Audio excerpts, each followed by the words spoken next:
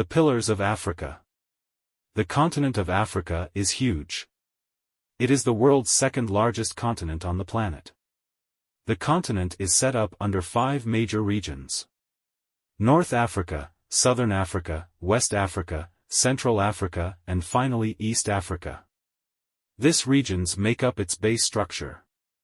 The different regions each have their own cultural identity and diversity. In each region there is a country that is the major pillar of that part of the continent.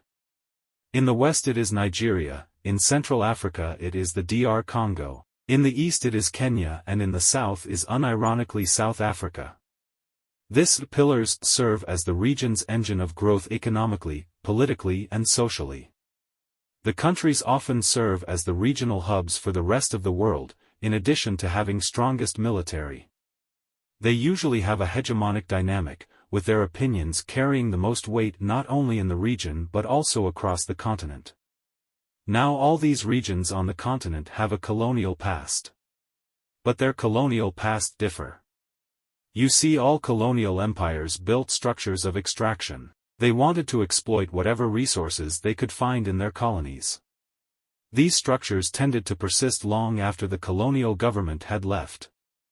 But here is where there is a distinction between what I call the 4 pillars, the type of thing they were extracting. You see, in 3 of the 4 pillars, their economies were based on mining some kind of mineral. In Nigeria that was oil, in South Africa it was gold, in the DR, it was everything else. Which brings us to the most peculiar of the pillars. Kenya. It grew tea and coffee. Not nearly as valuable. So for the longest time during and after colonization, the above-mentioned resources was the biggest revenue source of these countries. But, the blessing of resources is a curse to those who hold them. See, there is a few things that start to develop when you have lucrative extractive industry.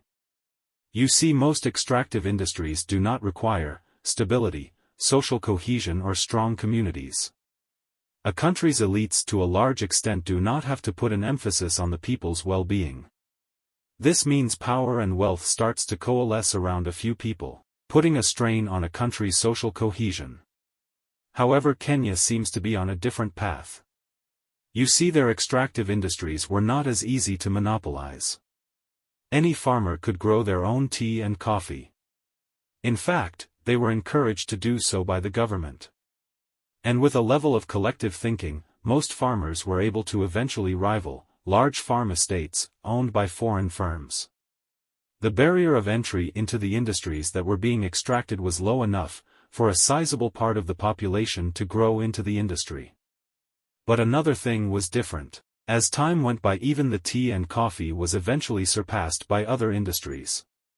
Kenya then had the largest percentage of value derived from its people, which at its most initial stage is not the most lucrative export, but in the long run is highly profitable because of how sustainable it is. This is something that can be seen when comparing the development of Southern America to Northern America. Northern America was not as well endowed in the age of colonialism as Southern America. But because of proper structures, they have now surpassed them. This distinction, I believe, is going to get more and more prominent as the years go by. Kenya's is going to build on its most important resource: its people. The reason that this is ironic is, of the 4 pillars, Kenya doesn't have an outright population dominance. Kenya, I believe, will edge out all the other pillars, because it has to. It has to build on its population. It is the only resource they have.